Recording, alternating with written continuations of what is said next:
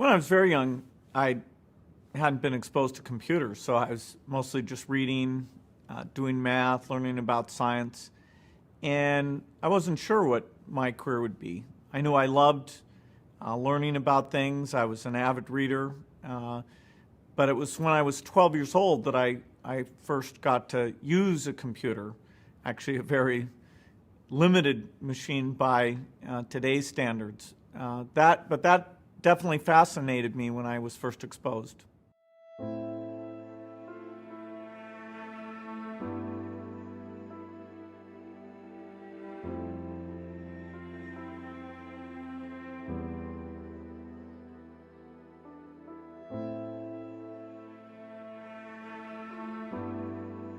When I started Microsoft, I didn't think of it as all that risky. I mean, I was so excited about what we were doing. It's true I could have gone bankrupt, but you know, I had a set of skills that were highly employable, and in fact, my parents were still willing to let me go back to Harvard and finish my education if I wanted to.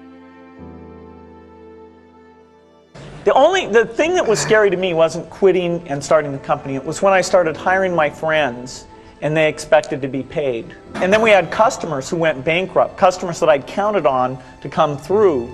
And so then I got this incredibly conservative approach that I wanted to have enough money in the bank to pay a year's worth of payroll, even if we didn't get any payments coming in.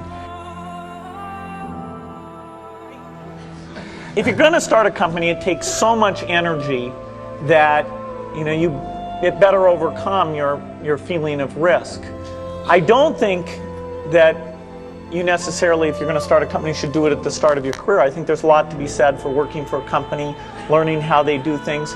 You know, if you're young, it's hard to go lease premises. They made that hard for me. You couldn't rent a car when you were under 25 at the time, so I was always taking taxis to go see customers. When people are first skeptical and they think, oh, this kid doesn't know anything, then when you show them you've really got a good product and you know something, they actually tend to go overboard and they think, whoa, they know a lot.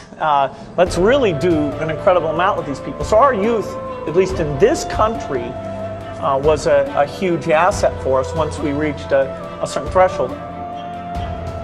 Well, the thing that you're likely to be world class at is whatever you obsessed over from, say, age 12 to 18.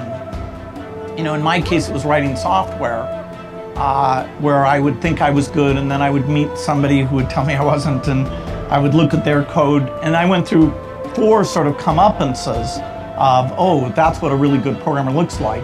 So what did your family think? Did they say there's something wrong with this young man, he wants to just do computers? They knew I was obsessed with computers, that I would skip athletics, that I'd go in overnight, that I'd leave the house sometimes when they prefer I wouldn't go work at night on these things. And so it was kind of considered a little strange. And the big moment was when I said, instead of going to part of my senior year, that I wanted to go work for a company writing software. So they were great about allowing that to be my hobby.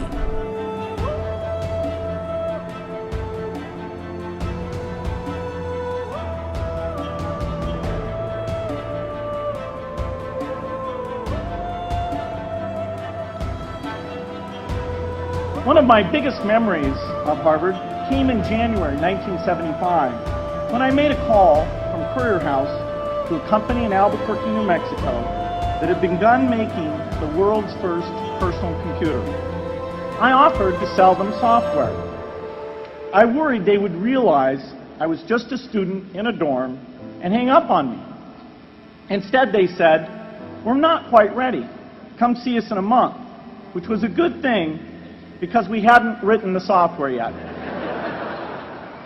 From that moment, I worked day and night on the extra credit project that marked the end of my college education and the beginning of a remarkable journey with Microsoft.